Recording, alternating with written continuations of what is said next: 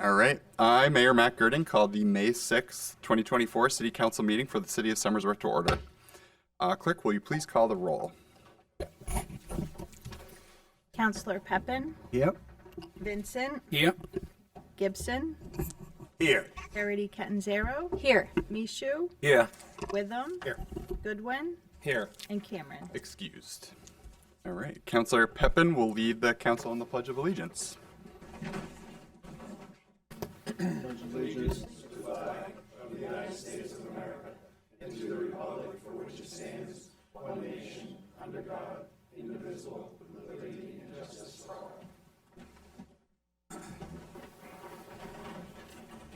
Thank you.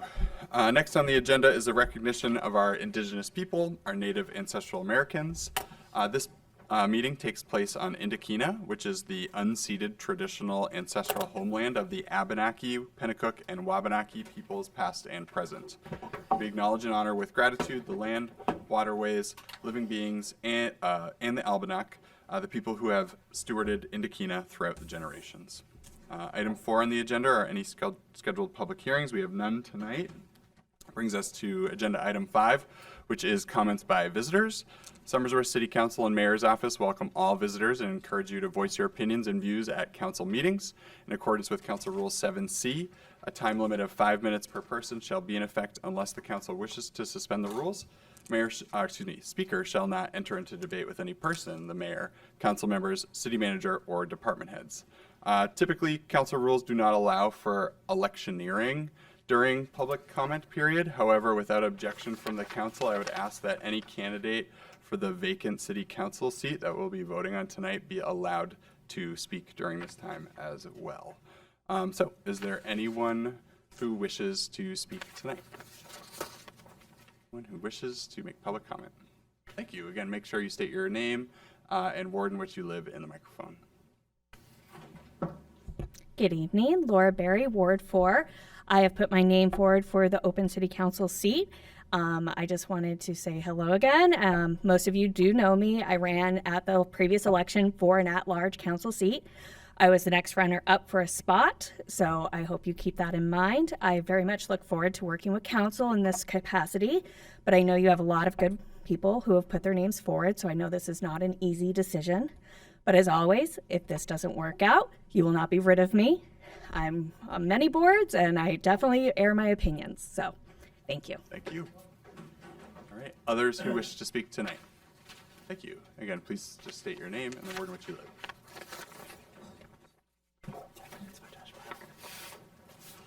Good evening, councilors. I'm Don Austin, Ward 4. I am a candidate for the open city council seat at large. I've reached out to most of you and successfully spoken with most of you. Obviously, you know my past service as a city councilor and a school board member.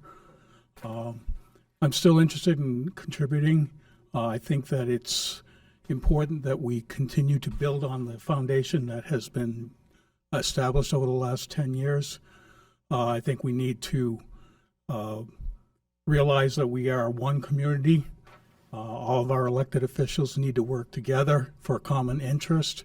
And I think that we just need to continue to move that along and not go down a road that is divisive or sets us up for things that are the way they used to be that we'd never want to go back to. So I'm hoping to participate in that and help move everything forward. So I would appreciate your support.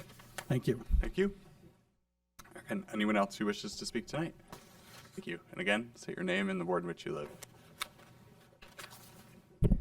Richard Brooks, Ward 1, 18 Linden Street if you need the address. Obviously, my name didn't make the agenda. I got put it on Friday, a little late, but obviously put in my name. I ran last time as well.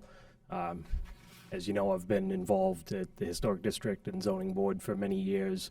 I'm very committed to stuff. I don't believe I've ever missed a meeting, maybe on a lesser subcommittee, but not on the full committees themselves. I know I've met many of you over the years.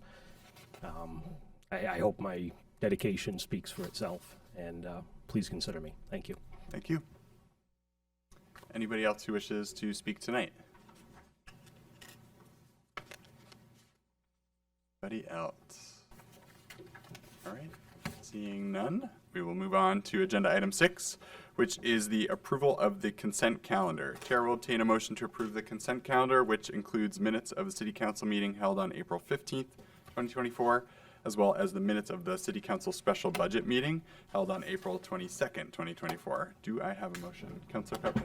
I'll make a motion to accept it as presented. Yep, Councilor Pepin moves the consent calendar is approved as presented, seconded by Councilor Gibson.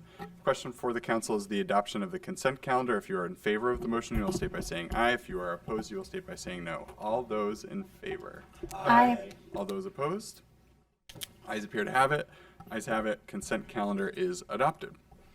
Moves us to item 7, which is comments by city councilors. Are there any comments by councilors this evening? Councilor Parity Catanzaro. Yeah, just a question. I wanted to make sure that we had time to give comments before voting later. Is there going to be time for comments and discussion before we? Yeah, I guess Have a it's, nomination on the table. Without objection from the council, I'll describe the process real quick. I will re-describe it later, but just because you posed the question, how it's going to work when we get to the nominations, appointments, and elections section of our agenda. There will be the vote for the candidates for city council at large. The way I will open it will be I will open it for discussion first. I will not be looking for motions at any point during that time. I will allow council to discuss candidates, discuss their choices, discuss their decision making. I think it's helpful for the process. Then after all discussion is complete, I will be looking for a roll call vote. The way you will vote, and again, I'll say all this again later, but the way you will vote will be by stating the name of the individual candidate you would like to vote for. Okay, hopefully that Got it. answers that. Thank you. You're welcome. Other comments by councilors this evening? All right, seeing none, we'll move on to agenda item 8, which is communications. Tonight, we actually have an annual presentation of the financial statements for the fiscal year ending in June 30th of 2023. This is a yearly occurrence. It's essentially like an audit of the city's finances, and it's to update us on financial standing of the city. Tonight, we have representatives from Plodzik and Sanderson. If you wouldn't mind, come up and introduce yourself, please. My name is Mike Campo. I'm one of the partners at Plodzik & Sanderson. I have been the partner in charge of your account since 2020. It must be Bruins playoff time because I only seem to see you guys at playoff game nights. Last year it was Game 7 and it didn't work out well, so hopefully tonight that we have a better result. And at least it's not Game 7. So to start, I just wanted to quickly kind of review your finance department, what my team found. Couple things that I would say about your management team and finance team is that throughout the audit, before and after, whenever we had requests, they were available and attentive to all audit requests. They were prepared for the audit when we came in, and they were timely with any questions we had. Their responses were timely. I share that with you because we don't have that very often. In fact, today in my office, we were talking about 2 disclaimers of opinions on different engagements we had. So to be able to come before you on such a positive note is a pleasure for me because I don't get to do it all the time. And it seems like it's getting worse. So one thing I do want to communicate to you city council members is how special your team is compared to what other communities are dealing with, whether it's a school, a city, a town, even the small precincts in the state. You guys have a very special group of people.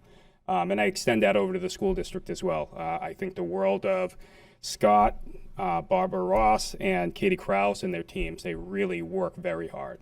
In fact, I think today I refer to them as rock stars because, again, I don't get to do this all the time. A lot of the times the discussions are a lot less light. In general, when we look at the records, 3 words to describe them are complete, organized, and available.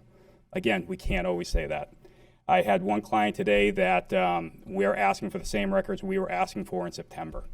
So we're coming up on mid-May now, and we're still looking for records from September. So that's really a testament to the quality of people you have in your office. In terms of the report, I'm going to ask you to turn to page 1 real quick. Ultimately, when you hire an independent auditor, you're looking for this document, their report on how are things going. real basic way of putting it. Really what it means is when you open up the pages of the report, can those users of the financial statements rely on the numbers and the content within that report? You guys can. You guys have in the second paragraph, first sentence, the key words here are presented fairly in all material respects. That's fantastic. Again, we can't always say that. And that's a measure of the commitment that your city has to the finances of the community. If you guys can jump to page 19, I usually like to hit this document because it's a very quick way to look and see how did the general fund perform over the past year compared to your adopted budget. And if you look, you guys did very well. In general, what you did is you started the year with 8.5 million and you ended the year with 9.6 million. That's even including the fact that you guys the city had put up 1.3 use of fund balance. So you had a pretty good year in terms of how you performed against the budget. A lot of that comes from unanticipated revenues of about $1.5 million, which is always nice to be on that side of the equation and not the other. In general, our recommendations this year were really limited more to the student activity fund. I wish I could tell you I have an absolutely perfect student activity fund. We do, in total, I think we're about 230 governmental audits. So we do well over 100 school district audits. It's very rare, I can say, that the student activity funds get out clean. And it's because they live outside of the normal purchasing policy. So there are situations that come up that, at the end of the day, we might understand why it happened. We still have an obligation to report it to you guys and to our other clients. So with that, I don't want to take up a lot of time. I know you have a busy schedule tonight. I want to open it up. Is there any questions about the audit report? I can dig in wherever you want, but I also don't want to put you guys to sleep, which I'm well aware of I can do sometimes. Are there any questions? I'll open it up to questions. All right. Seeing none. Again, I would really I don't come into all my board presentations and say how great the staff is. You guys are very, very lucky to be able to hire such quality people that know what they're doing and really have the best interests of the public at hand. So, thank you for having me. Yeah, thank you so Go much. Bruins. Thank you for your kind words. Thank you. We definitely are quite lucky here in Somersworth for the folks that work for us, so I couldn't agree more. All right, that moves us to item 9, which is presentations of petitions and disposal thereof by reference or otherwise. We have none. Brings us to agenda item 10, which is the mayor's report. Tonight, I want to first inform the council of a resolution that hopefully you've all seen. It's before you tonight. That will appear under new business. It's resolution 49-24 to authorize the city manager to develop proposal for metered parking in the Somersworth downtown area and for the creation of a parking fund. This is a resolution that I put together and sponsored, and I think comes after much discussion that I've had with downtown business owners about kind of their current struggles with the parking in our downtown. Many have reached out to me over the past few months about concerns that they have, that it's difficult to come by parking during business hours, and that they're afraid customers who need parking are not able to actually park when they're open. And certainly it oftentimes seems to folks that the free parking in the downtown is being taken advantage of. I've heard many potential solutions discussed by numerous community members and councilors as well, including hiring of a parking enforcement officer, creation of a parking garage or structure for parking, as well as the conversion of city land into parking. I know currently 1 Winter Street is undergoing that discussion. And all of these certainly seem like great ideas and solutions to this problem. However, each share the same roadblock, which is funding. So my hope is that the resolution before you tonight is a beginning and a starting place in an attempt to mitigate that funding problem.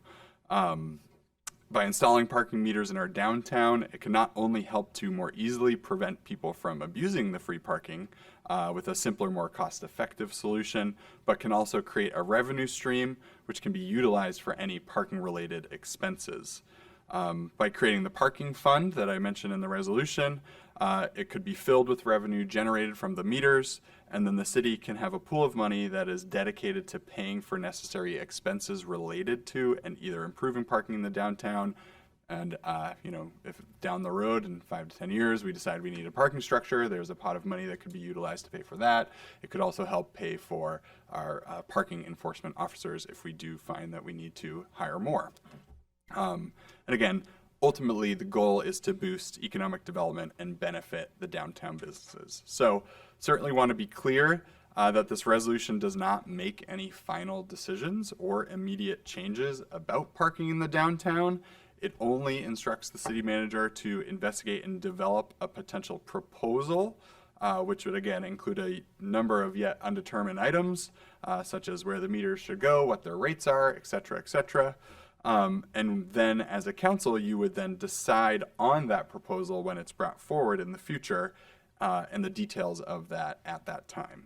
But I felt like the time was now to take necessary steps to actually begin listening to our downtown businesses. And at a minimum, I really just hope that this generates a conversation around parking. It seems like the time has come for that. And so I'm hoping that we can have that as a community and see what we as a group and as a community want for our downtown, whether it be metered parking or not. And certainly because I anticipate conversation around this, I am not oblivious to the fact that I'm sure this will start some buzz. I will be referring this, because of its numerous unique features, first to the Finance Committee and then to the Economic Development Committee after it has its first reading tonight. So once those two committees have heard it, then it will come back to council for its final approval in whatever form it ends up being in. And then we will vote on it then. So yeah, just wanted to let folks know about that. I didn't want you to be surprised by this resolution that I put forward. And also tonight, I'm quite excited to announce that with this being our first meeting in May, that it is Mental Health Awareness Month. And I will be reading a proclamation tonight recognizing May as that month here in Somersworth. So I'd actually like to invite up our representative, Maggie Larson. She's our school board member. She's sat on the Hilltop Mental Health and Wellness Commission. If you wouldn't mind coming up, I'm going to bring up to you a proclamation. I have a number of proclamations that will also go to Suzanne Wheat, who serves on community engagement and education manager at Community Partners. I also see some other guests. If you wouldn't mind just introducing yourself as well. Sorry, I don't know your name off the top of my head. I apologize. Good evening, everyone. I am Katie Soul. I'm with the Dover Mental Health Alliance and also the YMCA, the Granite YMCA. Thank you for being here. I'm Melissa Lesniak. I'm with the Dover Mental Health Alliance and also Realtor with Keller Williams Coastal Lakes and Thank you so much for being here. So yeah, I'll read the proclamation and I'll come down and present it to you. So again, proclaiming May 2024 as Mental Health Awareness Month in the city of Somersworth, New Hampshire. Whereas mental health is an essential part of overall well-being, impacting youth, families, individuals, and those who work in or own businesses across Somersworth. And whereas 1 in 5 American adults experience a mental health condition each year, 1 in 6 American adolescents aged 12 to 17 experience a major depressive episode, and mental health challenges impact everyone. We all face challenges in life that can impact our mental health. And whereas, despite its prevalence, mental health remains shrouded in stigma, preventing many from seeking help, and per the CDC and the National Institute on Mental Health, the average time between a person's onset of symptoms to seeking treatment is 11 years. And whereas, early intervention and access to quality care are crucial for managing mental health conditions and improving quality of life. You can certainly recover from mental health challenges. And whereas May is recognized nationally as Mental Health Awareness Month, providing an opportunity to raise awareness, combat stigma, and promote mental health resources. Now, therefore, I, Matt Girding, Mayor of the City of Somersworth, New Hampshire, on behalf of the Somersworth City Council, do hereby proclaim May 2024 as Mental Health Awareness Month in the City of Somersworth and encourage all citizens to educate yourselves and others about mental health conditions, treatment options, and available resources to challenge stigma by speaking respectfully and inclusively about mental health. Seek help if you are struggling with your mental health and encourage others to do the same. Support organizations that provide mental health services and advocacy. Create safe and supportive environments for open conversation about mental health. Become part of the mental health solution and work together to create a community where everyone feels empowered to prioritize their mental well-being and seeks help when needed. So thank you. Thank you for being here. I'll come right down.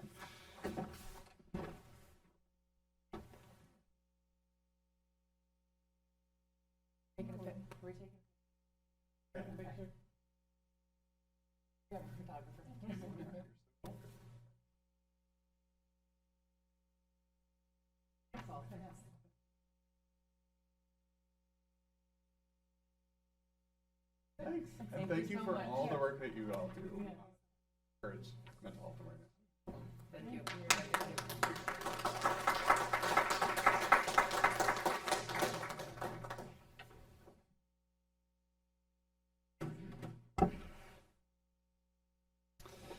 All right, and two important resource lines I think are worth mentioning for those who are watching at home or are here tonight.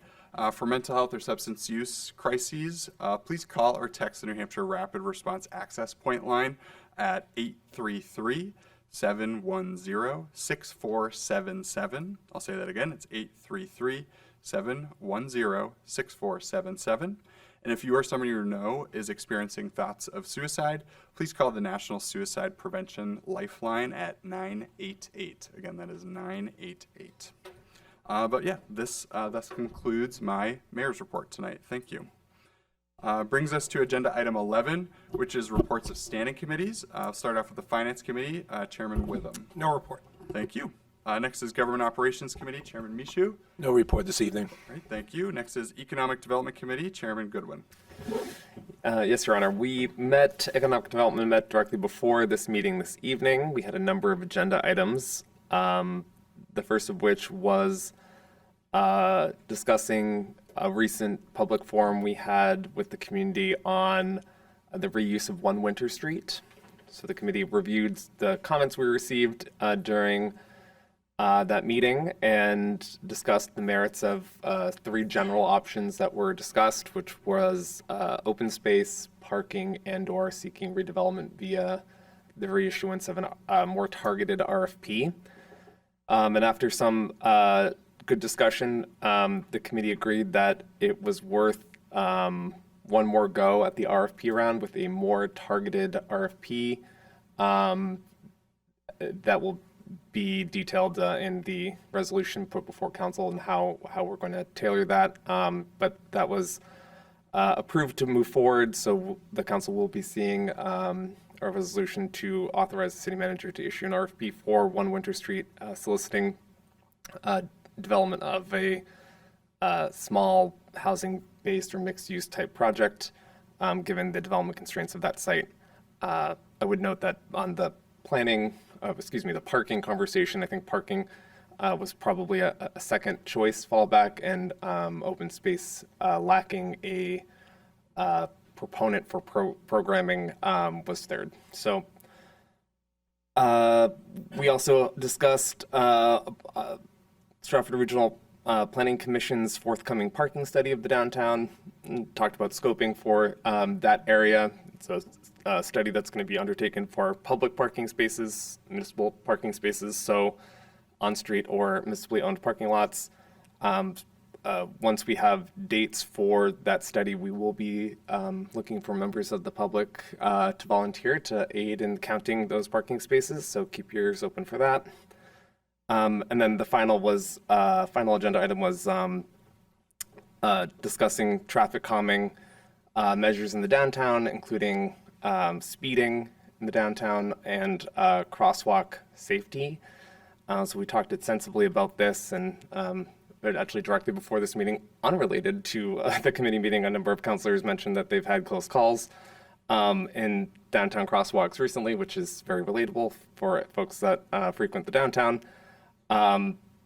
So we decided that the next regular Economic Development Committee meeting, we will carve out more time to specifically workshop ideas for traffic calming and pedestrian safety improvements. We did revise the conversation on the Constitutional Way Complete Streets project and the opportunity that project provides for restoring a crosswalk on High Street at that intersection with a new pedestrian signal. And it seems that that could be favorable, so I would anticipate to see a resolution coming out of economic development to take another bite or another whack at that. And with that, we adjourned. Thank you. Thank you. All right, next up is our Public Safety Committee, Chairman Pepin. I have nothing to report this evening. Thank you. Next is Public Works and the Environment Committee, Chairman Witham. No report. Thank you. And lastly is Recreation Committee. Since Chairwoman Cameron is out, Vice Chair Mishu, do you have any report? And nothing to report this evening. Thank you so much. All right. Next is agenda item 12. It's reports of special committees. Are there any reports of special committees tonight? All right. Seeing none, I will turn it over to the city manager to deliver his manager's report. Thank you, Your Honor. Members of council, I offer the following comments that were included in my report and the meeting packet for this evening. Very quickly, some brief comments. Ordinance 1424 regarding the supplemental appropriation to upgrade the traffic signals at the intersection of Blackwater Road, Indigo Hill Road, and High Street. The Finance Committee met and voted to recommend we move forward with this upgrade to the traffic signals. Presently, there is a little over $140,000 in the Municipal and Transportation Fund, and as is our policy, I recommend a public hearing prior to the next council meeting, as actually is required by city charter also. Without objection.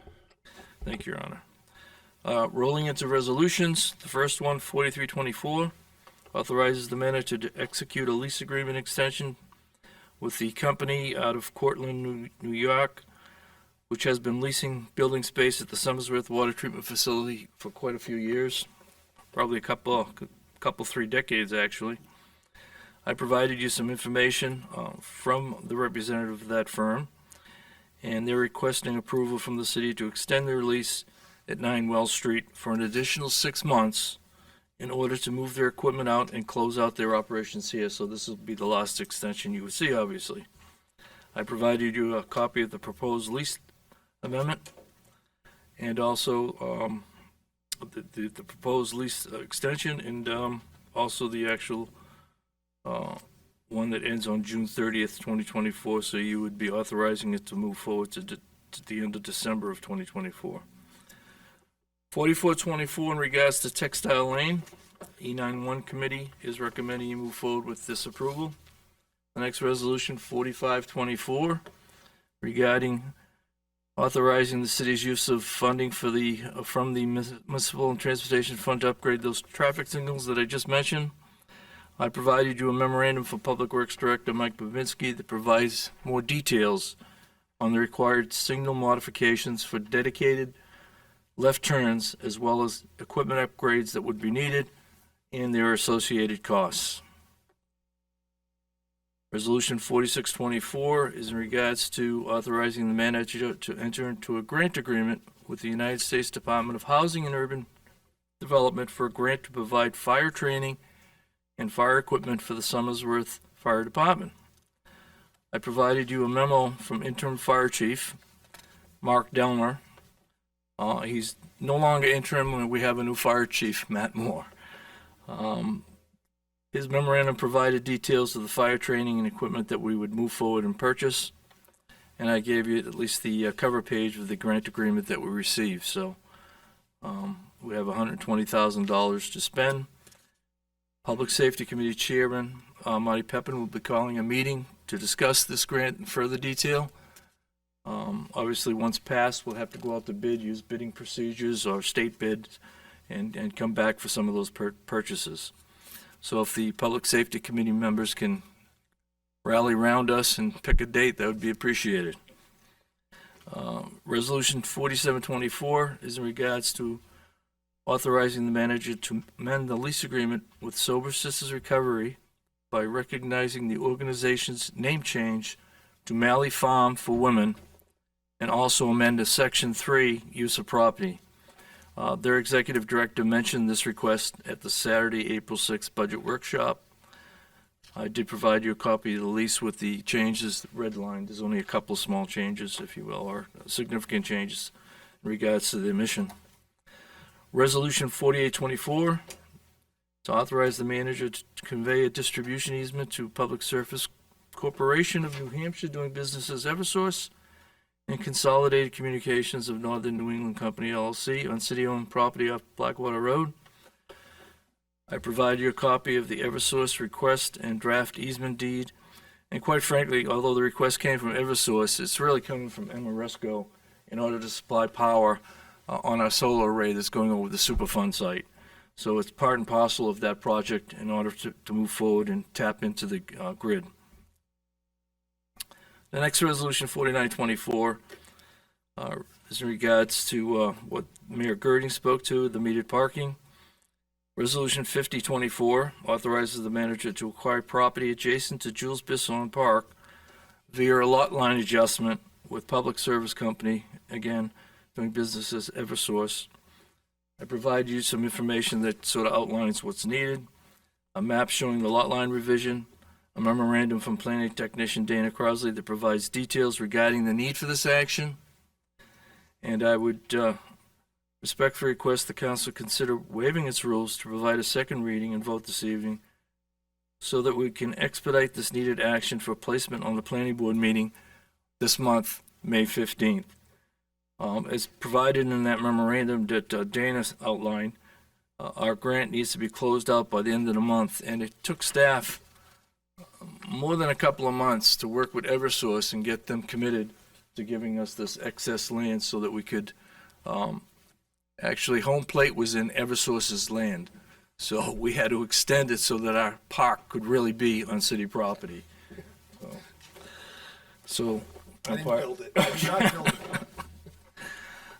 Quick informational items, Moose Plate Grant, Letter of Intent. Thank you, Mr. Director Babinski and his staff working on this. He continues to work with Amy Dixon, Grants Coordinator for the New Hampshire Division of Historical Resources. And the letter of intent is in regards to the city's plan to apply for grant funds to repair and restore the Forest Glade Cemetery fence on Maple Street. An item that came up during budget discussions, quite frankly. Library Accessibility Expansion Grant. I provided you a memorandum from Finance Director Scott Smith regarding the $500,000 congressionally directed spending legislation grant that we received. Staff met with Scott, the library director, our city engineer, and I met with Placework Architects project managers to discuss their development of a proposal to move this library project forward. So just taking the next steps to work with them. They did phase one of the project, if you will, the initial design. And we want to go to final design as well as getting bid specifications prepared. Home Depot Foundation Grant attaches the notice informing the city we have been awarded a little over $3,200 from Home Depot in support of the Ash Street Park Butterfly Park, our garden. These funds will be used for pollinator plants, and we're also going to they're also going to provide Team Depot associate volunteers to assist in the planting.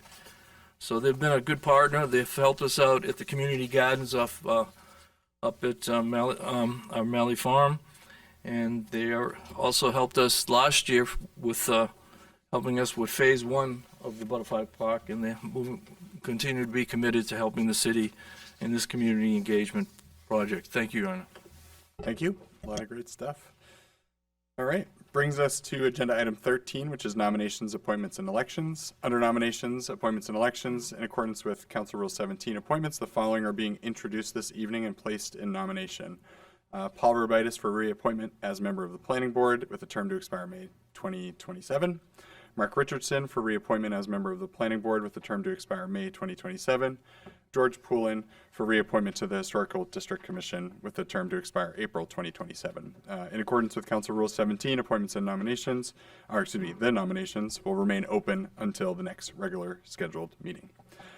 Also, under nominations, appointments, and elections, we have our City Council vote to fill the vacancy for our at-large City Council member, which would be filled until the next municipal or state election. It's my understanding that would be at the September statewide primary, when we will also have a special election for Ward 5 School Board. Now, before we go into the vote, I certainly just want to clarify some things. First off, I want to clarify the potential list of candidates. Applicants were able to submit as late as today, so we did receive applications that came in after council agenda had kind of closed and was made public and was posted. So we do have an additional applicant that's not on the agenda. I'm sure all of you were made aware of this, but I just want to say it out loud that we also have Richard Brooks, who is a candidate for this position. Also, I have a letter to read from one of the candidates who decided to withdraw his application. So Matt Denola has withdrawn. So it says, "Dear City Council, after careful consideration, I would like to withdraw my name for consideration for the at-large position for City Council. I would like to support Lara Berry for the position. Thank you, Matt Denola." So I want to clarify the list of candidates that we have. Before us, we have Don Barrios, we have Laura Berry, Donald Austin, Ken Hilton, and Richard Brooks. All right. So again, Matt Denola has removed his name. Please make sure you know Richard Brooks is also there. So again, to the candidates that are here tonight, I'm so thankful that so many folks were willing to step up and apply for this position. It's, I think, speaks very highly of our community that so many people are willing to volunteer and actually fill in when we have vacancies like this. It certainly can sometimes be uncomfortable to hear a group of people talk about you in a public forum and discuss your fate, as you will. So I just ask certainly that all candidates and those who are here in the audience as well, just please remain quiet and respectful throughout the process and let it play out. A discussion period will be time for the council to share their decision-making on how it is, what is inevitably a difficult choice. And certainly, sadly, there's only one opening. However, I just want to remind everyone that it is only a temporary appointment and that the city will host a special election, as I mentioned earlier, during the state primary this fall, which I believe is in September, but I don't think the date's solidified yet. I might be wrong. What's that? The 11th, September 11th. There we go. It is solidified. Thank you very much. So if you do not get voted in today and are still motivated to participate in local government, I certainly encourage you to run for the open seat in the fall election. Or if you're interested, reach out to fill any vacancies we might have on boards or commissions. And again, thank you so much for being willing to at least apply. Now again, since council vote to fill the vacancy is kind of unique and rare, I wanted to explain the procedure. I know I went over it once, but I think it's really important to restate it, okay? Thought a lot about it and how to ensure that this was smooth and transparent. And so I, in a minute, will start by opening the floor to discussion to all counselors, all right? During that time, I ask that you discuss and make known your top candidate or candidates, all right? Perhaps sharing multiple just so that if we have to, we know people's feelings on, everybody. I think by doing this, we can have, again, open discussion about who would support who and what the reasons are for why they support folks for this position. I hope that we can coalesce as a council around a candidate. And then certainly when all discussions have concluded, I will ask that the clerk call a roll call vote. Again, there will be no motions necessary, so please don't be making motions. And again, when the roll call vote is had, you will then state the name, the complete first and last name, because we do have two people with the same first name. So again, the full first and last name of your single one candidate that you will vote for, okay? Upon conclusion of the votes, there are certainly potential scenarios, and I want to talk about those. Because there are 7 of us, or 7 of you tonight, a simple majority is all that is required. I've received legal opinion on this. 4 votes is enough for a candidate to be nominated based on the 7 counselors that are here tonight, okay? So we're looking for 4 votes for any one candidate. Obviously, more than that, we will get that person as well. Being that there's 7, there's no potential for a tie, so I was going to do this whole thing about, if there's a tie, I'll have to break it. I will not have to do that, so there will be no tie breaking tonight. However, there is the potential that because of the number of candidates, that we may not get to 4. If we do not get to 4 votes, I will guide you after that point, all right? And my thought process is that I would like us to maybe discuss a top 2 and then have a vote amongst a top 2. But we are not there yet. I'm not going to stress about that. I have faith that you all, in your initial round of discussions, can come up with a candidate and can vote on that person. So, before I jump into discussion, are there questions about the procedure from counselors? Okay, good. I did a good job then. All right, without further ado then, I will open it up to discussion from counselors right now. Who would like to start? Counselor Parity Catanzaro. Yes, thank you. That was very helpful because I had a bunch of questions in my head. I also just want to say it's very encouraging to get multiple people applying. I know for our school board vacancy, we had to go a couple rounds before we got one person to apply. I've been thinking a lot about this, obviously, and I'll just explain my thought process. In some communities, it would automatically be the next person who ran for that seat and got the amount of votes. So in that case, it would be Laura Berry. I know before, when we have had the chance to fill vacancies, a lot of times we've talked about how we wish we didn't have to do it. We wish we could just like invite the entire community in and have them vote or have a special election immediately. But barring that, the way that I have been thinking about it is to follow the will of the voters. If Councillor Messier had not been on the ballot, Laura Berry would have filled that seat. And so that's where my thinking is on it. So I'll be voting for Laura Berry should the vote come. Thank you. Other counselors? Discussion. Counselor Pepin. I'll go when I really don't want to go. I asked the mayor earlier before, and can I vote for more than one person? He said no. And that's the problem with me is that, especially when we sat out here for the election, I get to know some of the people out here, and I know some of the committees that I serve on and stuff like that, and I have the highest respect for them, and I'd like to see all of them be put on, and that's not the case.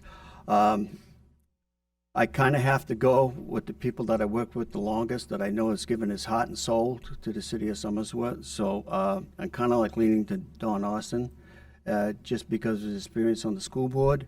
As you know, I was a school council representative on the school board for several years, and I've watched Don as chair of the school board, and also how he handles himself here in the city council. So I really,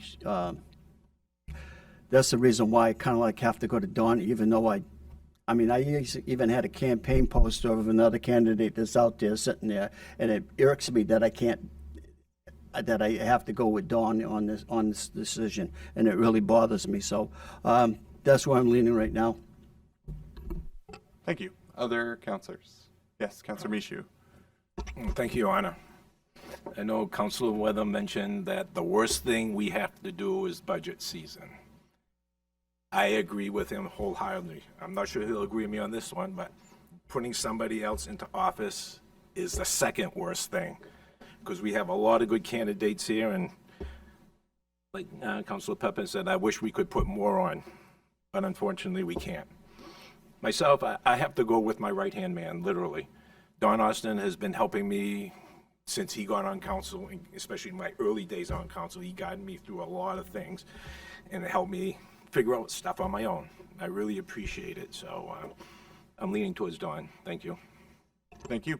Other discussion this evening? Yes, Councilor Witham. I don't disagree with you, Councilor Michoud. A very close second thing that I dislike being on the council. It's kind of appropriate I'm wearing my high school baseball umpiring uniform here tonight, because when I call someone safe or out, as I tell people, I please half the people only half the time. So is that a quarter of the people? So I don't know. So it's just funny math, right? We've had to do this, as Your Honor spoke of, maybe a handful of times since I've been on council, and that might be a heavy number. It doesn't happen all too often. And as I reflected back, I don't think that we've ever had, I'm pretty certain we've never had this many candidates put their name in Typically, it's been a couple. That seems to be what I recall, which doesn't make the process any easier. What I'll say is this makes the process that much harder, right? All of these people I have had ongoing dialogue with over the years about things here in the city, some more than others.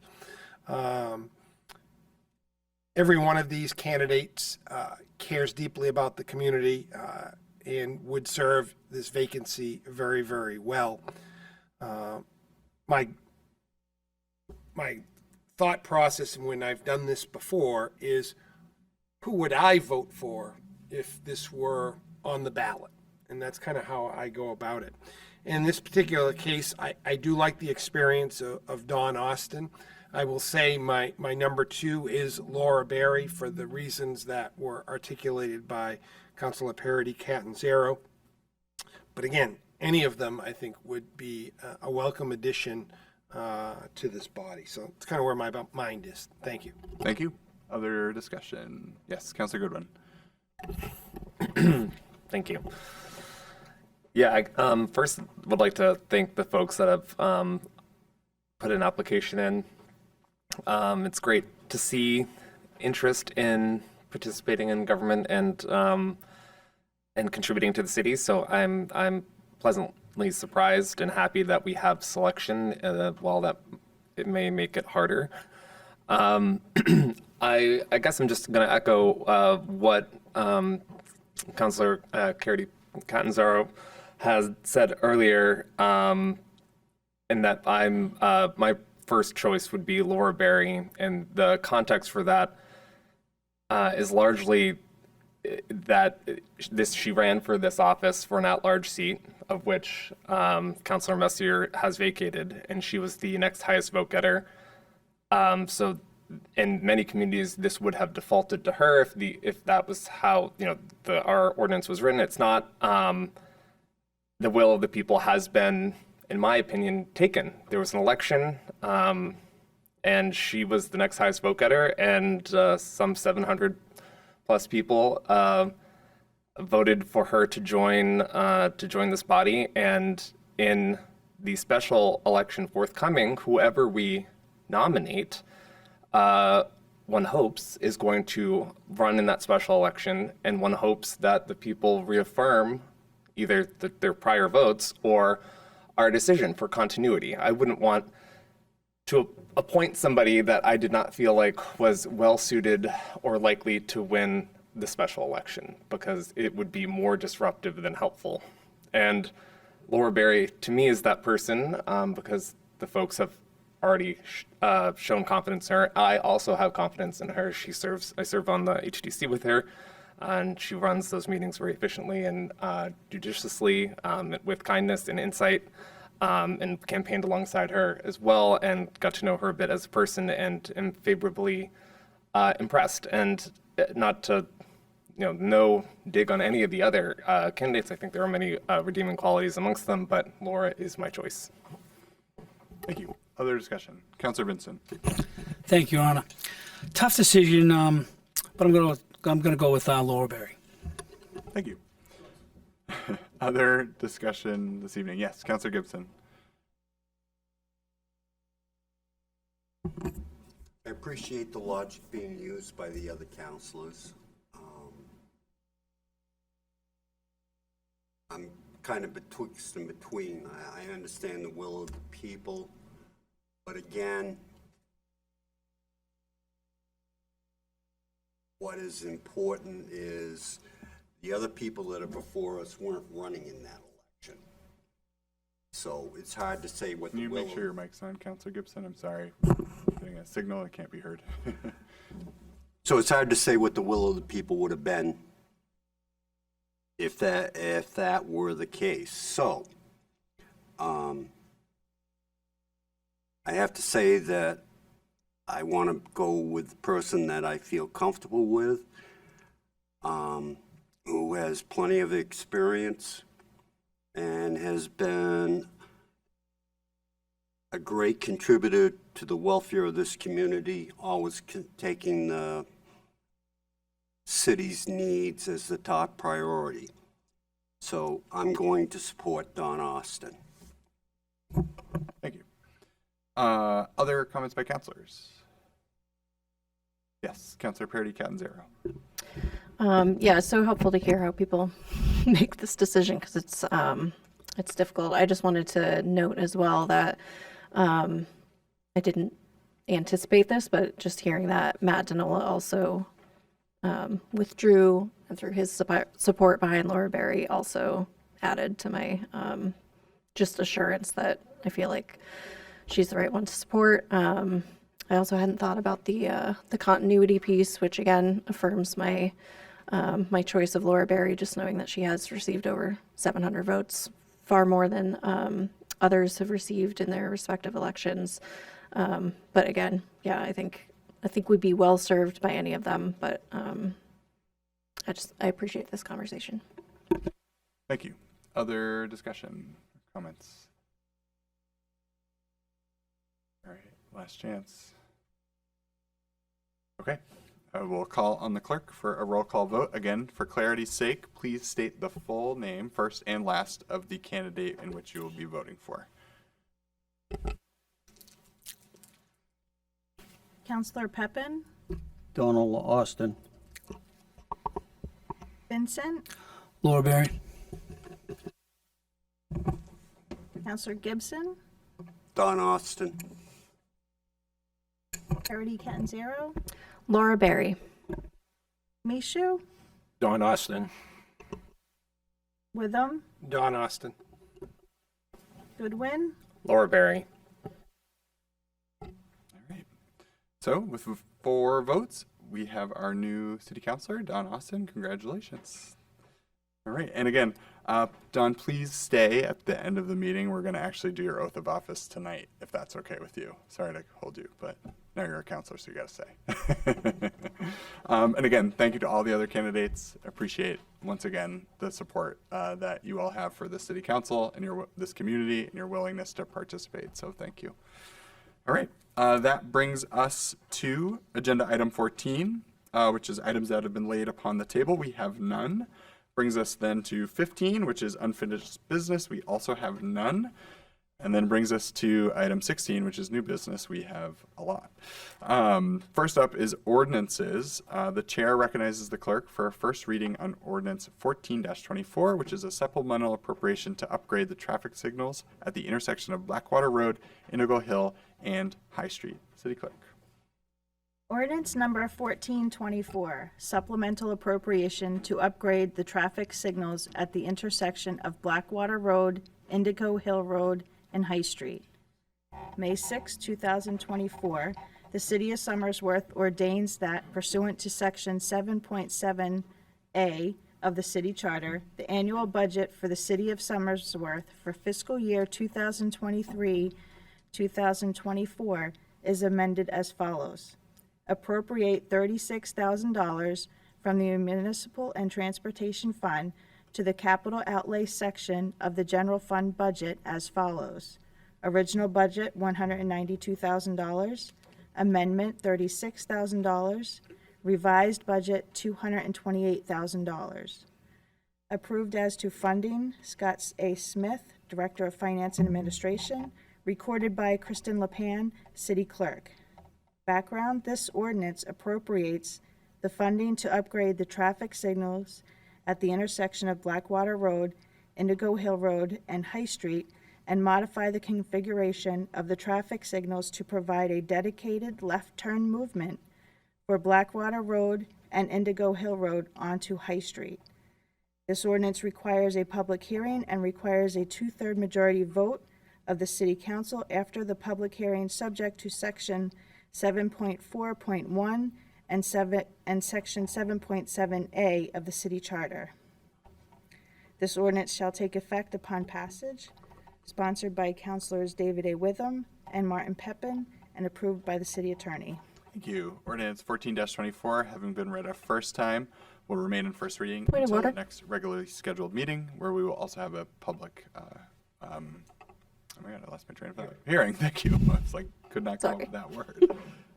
Yes, is there a point? Just wanted to add myself as a co-sponsor to this resolution. Thank you. Your Honor, if you could add me also. Absolutely. Thank you. Anyone else? Okay. Thank you.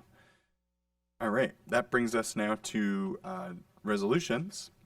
Chair recognizes the clerk for a first reading on Resolution 43-24 to authorize the city manager to execute a lease agreement extension with the Trojan Technologies Corporation of Cortland, New York to lease building space at the Somersworth Water Treatment Facility. City Clerk. Resolution 4324, to authorize the city manager to execute a lease agreement extension with the Trojan Technologies Corporation of Cortland, New York, to lease building space at the Somersworth Water Treatment Facility, May 6, 2024, whereas the City Council passed Resolution 4723 on June 20th, 2023, to authorize the city manager to execute a one-year lease extension with the Paul Corporation of New York, New York, to lease building space at the Somersworth Water Treatment Facility, which expires on June 30th, 2024. And whereas during the term of the lease extension agreement, it was transferred to Trojan Technologies Corporation of Cortland, New York. And whereas Trojan Technologies Corporation has requested a 6-month extension ending December 31st, 2024, in order to move their test facility equipment from the site. And whereas the agreed lease amount for the 6-month extension is $1,500 per month. Now therefore be it resolved by the City Council of the City of Somersworth that the city manager is authorized to execute a lease extension with Trojan Technologies of Cortland, New York through December 31st, 2024 for $1,500 per month for building space at the Somersworth Water Treatment Facility under terms and conditions deemed to be in the best interest of the city. Authorization sponsored by requested Mayor Matt Girding and approved by the city attorney. Your Honor, Yes, Councilor Witham. I'd like to move that we suspend council rules to act on the resolution tonight. Councilor Witham makes a motion to suspend council rules for a second reading on Resolution 43-24, seconded by Councilor Vincent. Again, question for the council is the suspension of council rules for a second reading on Resolution 43-24. Discussion. Yes, Councilor Witham. Yeah, this is largely administrative in nature, as the city manager reported out. This is just to extend to allow them to close out their time at the facility. We've had a long-term lease with them, so might as well just get this done. Thank you. Others? Okay, seeing none. If you are in favor of the motion to suspend council rules, you'll state by saying aye. Aye. Thank you. All those opposed, say no. Okay, ayes appear to have it. Ayes have it. The motion passes. Chair recognizes the clerk for a second reading on Resolution 43-24. Resolution 4324, to authorize the city manager to execute a lease agreement extension with the Trojan Technologies Corporation of Cortland, New York, to lease building space at the Somersworth Water Treatment Facility. Thank you. Resolution 43-24, having voted now a second time, is open to amendment. All right, seeing no amendment, the chair will look for a motion on Resolution 43-24. Councilor Witham. Move for its adoption. Councilor Witham moves for the adoption of Resolution 43-24, seconded by Councilor Gibson. Motion for the council is the adoption of Resolution 43-24. Discussion. Okay. Seeing none, if you are in favor of the adoption of Resolution 43-24, you will state by saying yes. If you are opposed, you will state by saying no. Clerk, will you please call the roll? Councilor Pepin, Yes. Vincent, Yes. Gibson, Yes. Parity Catanzaro, Yes. Mishu, Yes. Witham, Yes. Goodwin, Yes. All right, Resolution 43-24 has been adopted. Chair recognizes the clerk for a first reading on Resolution 44-24, naming Textile Lane and assigning addresses if required. City Clerk. Resolution 4424, naming Textile Lane and assigning addresses if required, May 6, 2024. Be it resolved by the City Council of the City of Somersworth that the following road be named and address assigned if required. Name, Textile Lane. Explanations. Name suggested by developer of the 200 Main Street development. The E911 Street Name and Address Committee recommended and approved the street name at their April 15th, 2024 committee meeting. The street name is required to be in compliance with E911 standards. State E911 officials have concurred that the proposed street name is in compliance with the E911 standards. Developer is required to install a private street sign per city condition of name acceptance. Be it further resolved by the City Council of the City of Somersworth that this action is in accordance with RSA 231 :133 RSA 231:133-A, RSA 106-H, State of New Hampshire Department of Safety, Division of Emergency Communications, Addressing Standards, and the City of Somersworth Ordinance, Chapter 19, Section 23. Sponsored by Councilor Martin Pepin and approved by the City Attorney. All right, Resolution 44-24, having been read a first time, will remain in first reading until the next regularly scheduled meeting. Chair recognizes the clerk for a first reading on Resolution 45-24, which is to authorize the city to use funding from the Municipal and Transportation Fund to upgrade the traffic signals at the intersection of Blackwater Road, Indigo Hill Road, and High Street. City Clerk. Resolution 45-24, to authorize the city to use funding from the Municipal and Transportation Fund to upgrade the traffic signals at the intersection of Blackwater Road, Indigo Hill Road, and High Street. May 6, 2024, whereas the city would like to modify the traffic signals at the intersection of Blackwater Road, Indigo Hill Road, and High Street to provide a dedicated left turn movement for Blackwater Road and Indigo Hill Road onto High Street. And whereas city staff reviewed this modification with the city's consultant engineer, and it has been determined that due to the age of the current traffic signals, they will need to be upgraded to make this modification.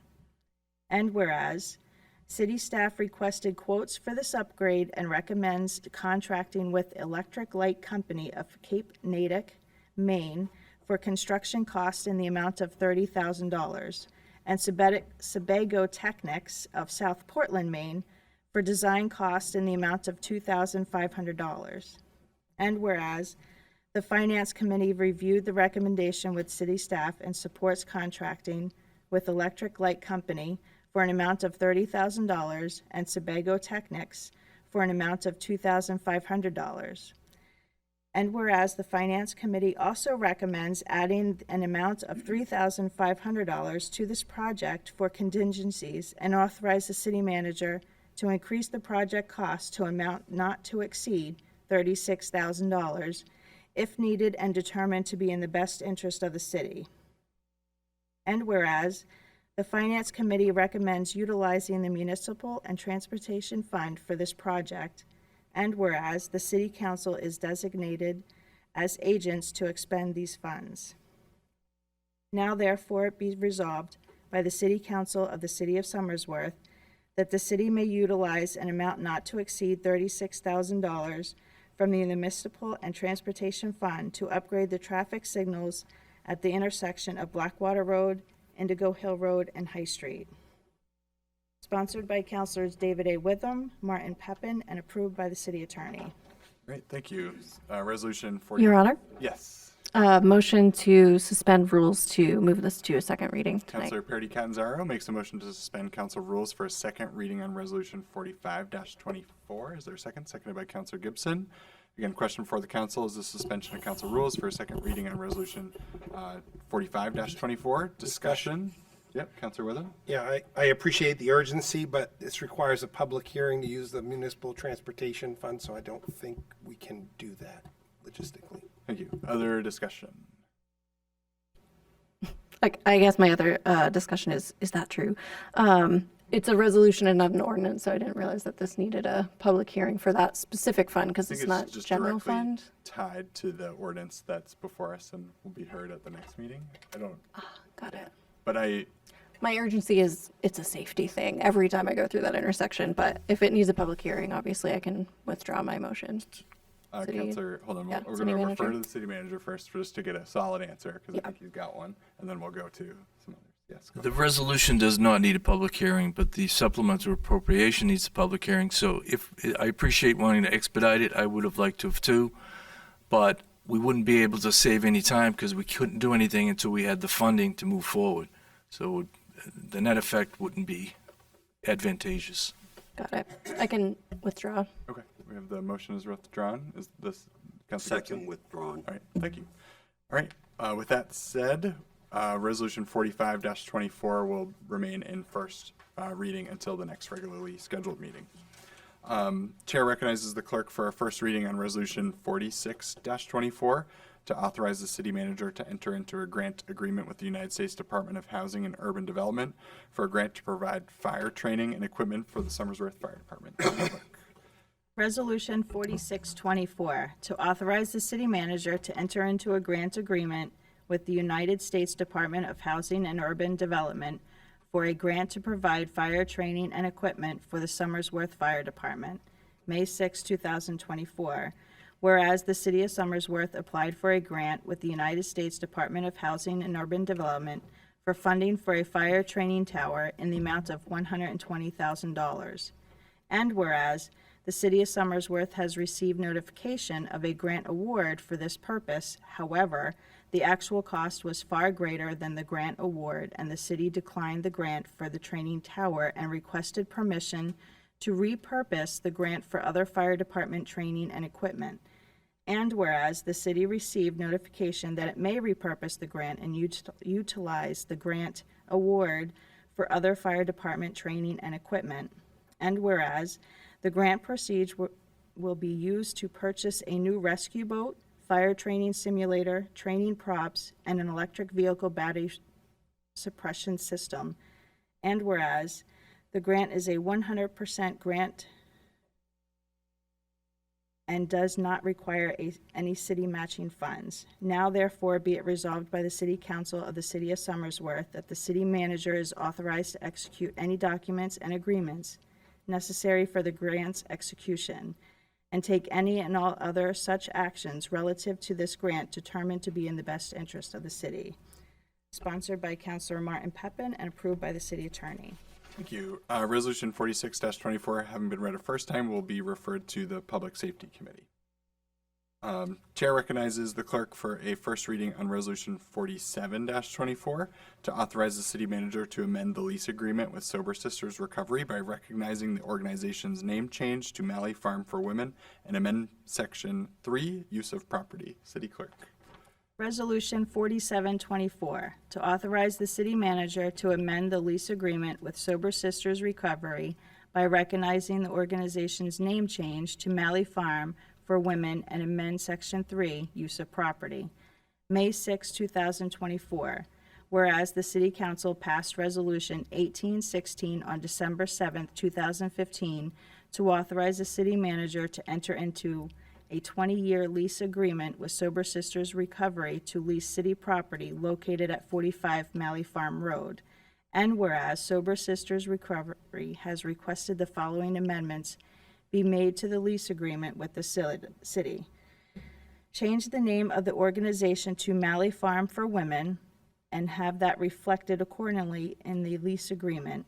And amend Section 3, Use of Property, by striking the words "in recovery from addiction" and replace them with the words "healing from trauma and recovering from substance use disorder."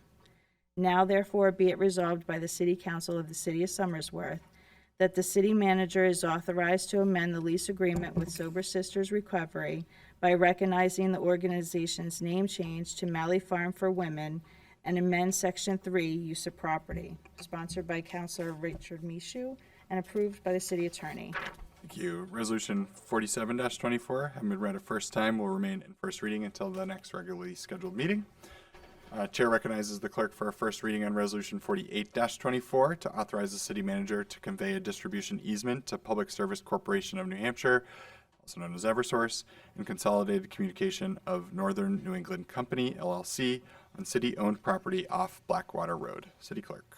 Resolution 4824, to authorize the city manager to convey a distribution easement to Public Service Corporation of New Hampshire, DBA Eversource, and Consolidated Consolidated Communications of Northern New England Company, LLC, on city-owned property off Blackwater Road, May 6, 2024. Whereas the city of Somersworth has contracted with Amoresco of Framingham, Massachusetts, to develop a solar array on city-owned property located off Blackwater Road. And whereas Public Service Company of New Hampshire, DBA Eversource, and Consolidated Communications of Northern New England Company, LLC, require a permanent easement across a portion of the land owned by the city off the northerly side of Blackwater Road to connect the solar array to the electric grid. And whereas the purpose of the permanent easement is to lay, install, construct, reconstruct, operate, maintain, repair, replace, patrol, and remove above underground lines which may consist of wires, cables, pipes, ducts, conduits, manholes, and such testing terminals, transformers, and foundations and enclosures for the same, vaults, pedestals, repeaters, markers, poles, cross arms, braces, anchors, guys, grounds, and other equipment for transmitting electric current and/or communications and intelligence, and to do the necessary cutting and trimming of trees and brush. Now therefore be it resolved by the City Council of the City of Somersworth that the city manager is authorized to convey a distribution easement to Public Service Company of New Hampshire, DBA Eversource, and Consolidated Communications of Northern New England Company, LLC, on city-owned property off Blackwater Road, and to take any additional actions required to convey this easement determined to be in the best interest of the city. Sponsored by Councilors Nancy Cameron, Martin Pepin, and approved by the city attorney. Counselor Witham. Yeah, I'd like to move to suspend rules to act on this tonight. Counselor Witham makes a motion to suspend rules for a second reading on Resolution 48-24, seconded by Counselor Gibson. Question before the council is on the suspension of council rules for a second reading on Resolution 48-24. Discussion. Okay. Seeing none. If you are in favor of the motion, you will please state by saying aye. Aye. Aye. If you are opposed, please state by saying no. All right, the ayes appear to have it. The ayes have it. The motion passes. So the chair recognizes the clerk for a second reading on Resolution 48-24. Resolution 4824, to authorize the city manager to convey a distribution easement to Public Service Corporation of New Hampshire, DBA Eversource, and Consolidated Communications of Northern New England Company, LLC, on city-owned property off Blackwater Road. Resolution 48-24, having been read a first and second time, is now open to amendment. Is there, no? Oh. We're just withdrawing. Thank you. Sorry. It's okay. No amendment being offered. Chair will look for a motion on Resolution 48-24. Councilor Gibson. I move that we go forward with this resolution. Thank you. Councilor Gibson moves for the adoption of Resolution 48-24, seconded by Councilor Witham. The motion for the council is on the adoption of Resolution 48-24. Discussion. Yes, Councilor Gibson. My primary point is that I want to see this expedited. This is not something that's going to change over time. They need that in order for the project to go forward. So let's get it out of the way. Thank you. Other discussion tonight? Okay. Seeing none.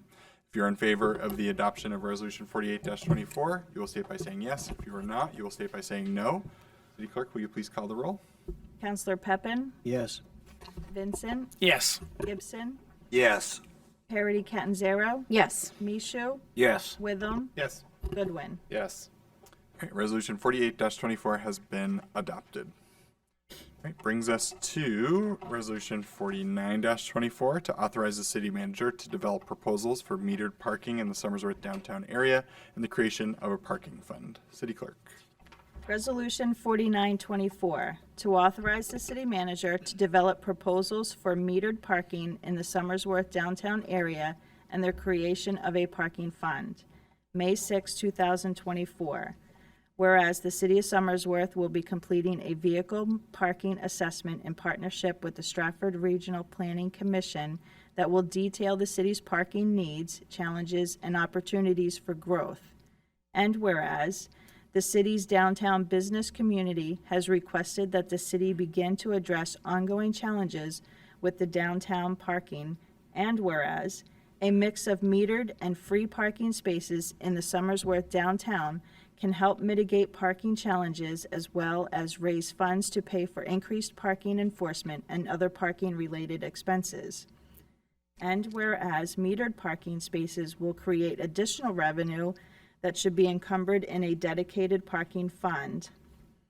And whereas more information is needed about metered types and options, with streets are best to meter the ideal hourly rate for metered parking, which streets should remain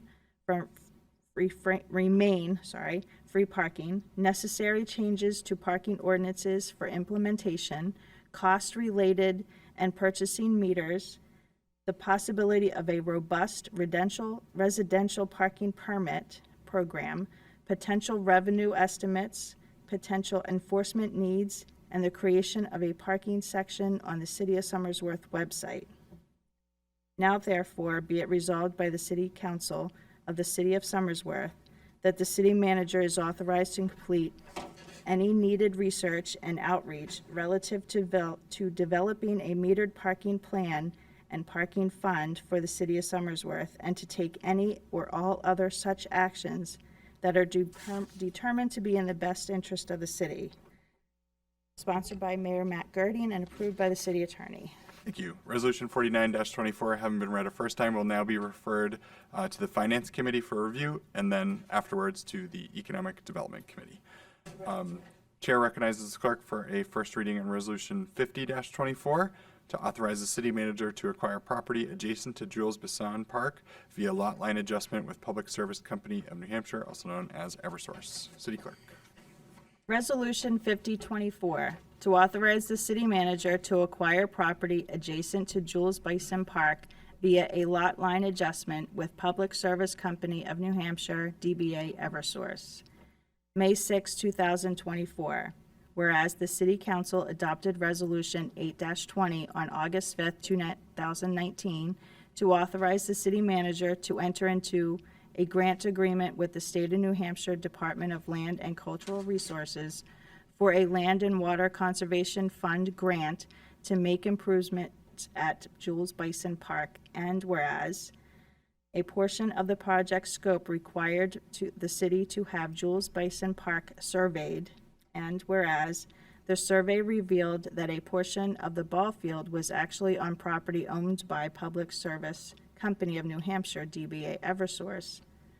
And whereas city staff reviewed the survey with officials from Eversource, and they have agreed to a lot line adjustment with the city providing adequate property to include the entire ball field within the boundary of Jules Bison Park. Now therefore be it resolved by the City Council of the City of Somersworth that the city manager is authorized to acquire property adjacent to Jules Bison Park via a lot line adjustment with Public Service Company of New Hampshire, DBA Eversource, and take all other such actions relative to this lot line adjustment determined to be in the best interest of the city. Sponsored by Councilor Richard Michaud and approved by the city attorney. Councilor Michaud. I'd like to suspend the council rules for a second reading, Your Honor. Councilor Michaud makes a motion to suspend council rules for a second reading on Resolution 50-24, seconded by Councilor Witham. Question for the council is on the suspension of council rules for a second reading on Resolution 50-24. Discussion? Okay, seeing none. If you are in favor of the motion, you will state by saying aye. Aye. Aye. If you're opposed, please state by saying no. Okay, ayes appear to have it. Ayes have it. The motion passes.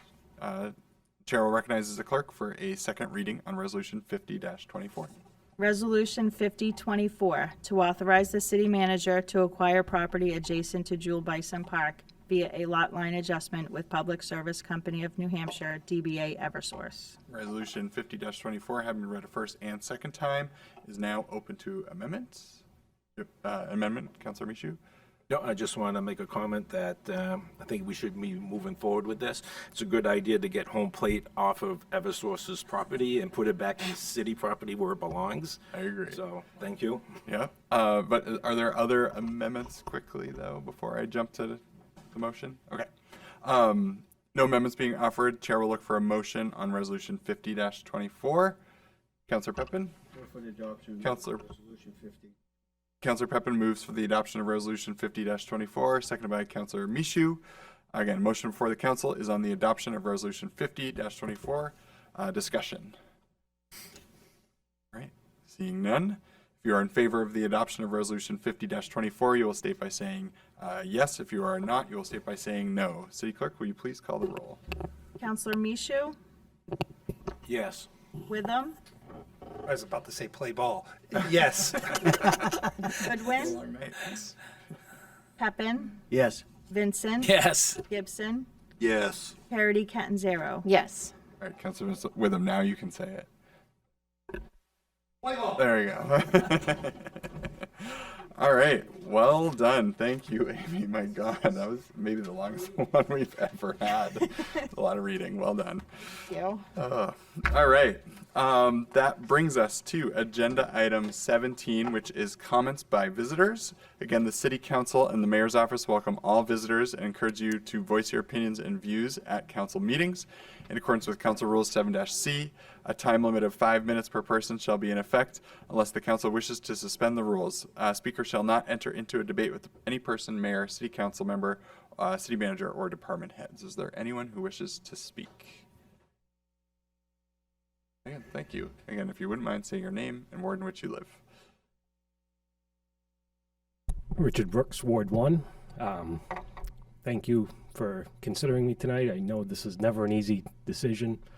Sitting on the ZBA, we make some very tough decisions, many of which I would like to vote the other way sometimes, but you know, when you have to follow regulations and procedures, it's not always an easy decision, but thank you, and I guess maybe we'll have a rematch in September. We'll see. Something I do want to suggest on the intersection of High Street, Blackwater Road, and Indigo Hill, I hear you talk about a dedicated left turn lane. We already have that lane, obviously it's not signalized. I hope that when we signalize that and change that it's Indigo Hill or Blackwater one at a time, because I think if you had them both turning left, you're going to get cars backing up that want to go straight, that then block the cars that want to turn left from getting by. So I think, just a suggestion, I've driven for a living for too many years, but that's what I'm back to doing again, and I see a lot of accidents and so on, and I think this is just something that makes sense at that intersection. Thank you. Thank you, and thank you for your dedication to the city. Others who wish to speak tonight? Thank you again. If you wouldn't mind saying your name and ward in which you live. All repeats, I guess. Laura Berry, Ward 4. I just wanted to inform everybody that I was able to attend the Somersworth Community Workshop for Natural Spaces and Special Places. Sorry, I had to get the name right. I was really happy to see all the participation and what was coming out of that workshop, so I'm very much looking forward to what gets addressed with that, but I'm looking forward to how that helps shape our future, so hopefully you all get notes on that, but it was well attended. I obviously always wish for more, but the discussions that came out from that were amazing, especially around Forest Glade Cemetery. So I was very happy to hear that we're looking at the fence. So thank you. Thank you. And again, thank you as well for your dedication tonight. All right. Anyone else who wishes to speak? Newly elected Councillor Austin. Again, if you wouldn't mind saying your name and ward, please. Yeah, pretty soon I won't have to do this anymore. I'm Don Austin, Ward 4. Thank you for your support this evening. I do appreciate it. I look forward to working with all of you. And as a source of comfort for councilors who didn't vote for me, I have run in at-large elections multiple times before and gathered many, many votes in the process. So I think it's certainly my intention to run for that seat when the special election comes up, and I would anticipate being successful in that process. Thank you. Thank you, and welcome aboard. We're excited to have you. Others who wish to speak tonight? All right. Seeing none, we will jump to agenda item 18, which is closing comments by councilors. We are going to start on my at-large side, since I only got 2 of you. Councilor Witham. Yeah, it's a light crowd over here tonight for sure. You know, May being Mental Health Awareness Month, I was reminded of a post that the Somersworth Police Department put out today. One of their newer officers, Damian Gibson, recently completed his CIT training through NAMI. NAMI is the National Alliance on Mental Illness, and CIT is Crisis Intervention Training. It perhaps comes as no surprise to anybody here or anybody listening at home that a lot of calls for service that the police department goes on have a mental health component to them. Sometimes it's more pronounced than others, but it's often a piece of the puzzle. In training officers in the skill of crisis intervention is an important skill set to de-escalate calls so that the hope is that the call is resolved in a peaceful manner where nobody gets hurt. So the training is lengthy. It's 40 hours of training. I know we have several officers that have been through that, and I know we have several examples over the past several years where our officers have used extraordinary judgment to bring calls for service to a successful outcome without harm to anybody, whether it's the people they're called to serve or the officers themselves. So I support the effort, Chief, and I hope we can continue to put officers through that training. Just timely that it happened that he got recognized today with the recognition that you gave to the organizations tonight. You know, I used the phrase over this past weekend, no good deed goes unpunished. I was looking at some social media posts about the Community Power initiative that we launched initially through a committee. You and I served on that, Your Honor. Ultimately, through votes of this council, there's a public information session tomorrow night. But the communication went out to the community. And why do I say no good deed goes unpunished? Because more people than not seem taken back, concerned about this. And I think a lot of the concern does rest with the fact that if you don't want to participate in Somersworth Community Power, that you need to opt out. As we knew, Your Honor, through the whole process, this is regulated by state RSA, and the opt-out requirement is something that is driven by RSA. We didn't have a choice in the matter here. It was one of the things sitting on the committee, and then certainly as a counselor, that caused me a little bit of pause, but the benefits of community power certainly seem to outweigh that inconvenience. And quite frankly, I thought most people would just want community power and would not want to opt out, but it seems that not everybody thinks like you or I, and it's caused some angst in the community. The goal, absent all the details and the minutia of it, and there's a lot of that to be sure, is to have lower electric rates for folks here in Somersworth. That is the end goal. And out of the gate, that will be true.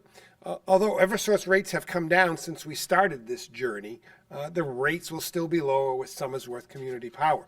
Back when we started this journey, the rates were significantly lower than Eversource. I also believe, and we've heard this from our partners at the Community Power Coalition of New Hampshire, that their presence in the marketplace is at least part of what's driving down the Eversource electric rates, right? It's competition, and that's a good thing. So at the end of the day, I still believe in what we're doing here. It is hard to communicate all the details, partly why I'm doing it here tonight. I do hope people take advantage of the ed session tomorrow night. Unfortunately, I'm also a realist and know that there's going to be a lot of people that are just going to struggle with this, and I think a lot of it is just a general distrust in government.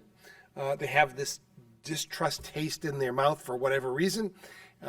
Maybe it's more driven by the federal level than our local level, but it gets in the way of us sometimes doing good things because, oh, this is the government. It's got to be sneaky. There's something up with this.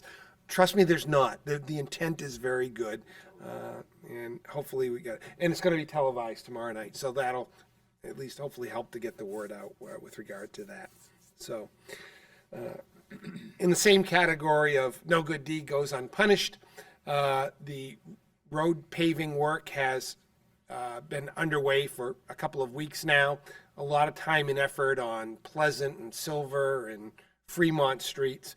It starts with grinding down the roadbed, then the crews come in and replace all of the castings for water shutoffs, gas shutoffs, storm drains, manhole covers, all of that. That work is done. And the final paving is due to happen any time now. But it's fascinating, you know, and I guess maybe it's because we live it here in council chambers, but people thought when we ground the road down that it was done. No. And then they thought when we raised the manhole covers it was done. No, it's not done yet. So patience, please. And are we doing the sidewalks there? No, that's a separate effort. It would cost us more to do a sidewalk on one of those streets than it did to do all three of those streets. Sidewalks are crazy money. I wish we could do more, but we're allocating resources where we can get the most bang for the buck. So patience, everyone. We'll get there. Maybe not in my lifetime, but we'll get there, right? Things are slow. So that's my remarks for tonight. Thanks. Thank you. Councilor Goodwin. Thank you, Your Honor. Yeah, I just wanted to speak to the master planning workshop on land use and natural resources as well. I was in attendance, and as noted by our public comments earlier, it was a well-attended meeting. I thought that it was run well and had a lot of good discussion. And I guess my point of bringing it up here, other than to raise awareness around it, is that it's my hope that we have more of this type of conversation in the master planning process. As far as I'm aware, this is the only public engagement meeting we have on this chapter that's being updated, but it was a lot of material to cover in an hour and a half in one night, and that one night isn't flexible, right? If people are busy that night and otherwise would have really wanted to come, as I know at least one or two people in my circle was the case, they are excluded, sort of from participating in the way that the rest of us did. So to me, obviously my bias here is that I'm a big advocate of planning, but yeah, I would like to see a more investment in the engagement piece with the community as we're putting together this master plan, as it's so important to guiding our growth and strategy moving forward. I also just wanted to thank again the candidates that put their names up for consideration for the open council position. It is not an easy task to put yourself out there in that manner and to hear people discuss the merits of your candidacy. I would encourage those that were not elected tonight to keep contributing, as I know they will, and to keep running for seats as they become available, because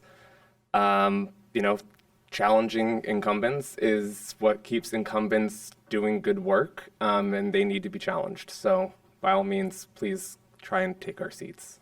Thank you. Thank you. Councilor Pepin. Thank you, Mayor. I have a public safety meeting coming right up. One of them, ex-Councilor Macy used to be on the committee, so I don't know if you wanted to appoint somebody. I would like to plan the meeting tonight. So I'm sorry, say that one more time if you don't mind. Councilor Macy was on our committee. Oh, yes. And I didn't know if you want to appoint an alternate or somebody else tonight. I'd like to plan the meeting tonight, Gotcha. a date for the tonight. So if you could, it's up to your judgment what you'd like to do. Great point. Okay. Go for it. Today I had the privilege of attending a swearing-in ceremony by Chief Macklin, basically putting in 2 new police officers here in Somersworth. I just like to commend the chief. I kind of remember, and I won't tell you how many years ago, when I got told that I was on the fire department. I came in through mail and told me what day to show up, and I guess that's basically when I got my badge for my being on the department.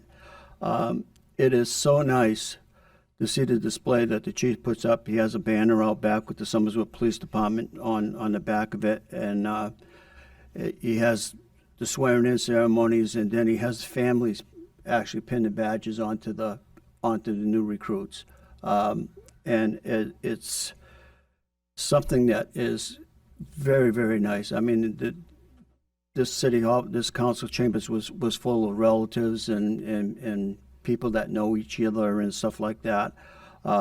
and it's very impressive. And Chief, I compliment you on it, and I hope it keeps on going for the future. It is very well.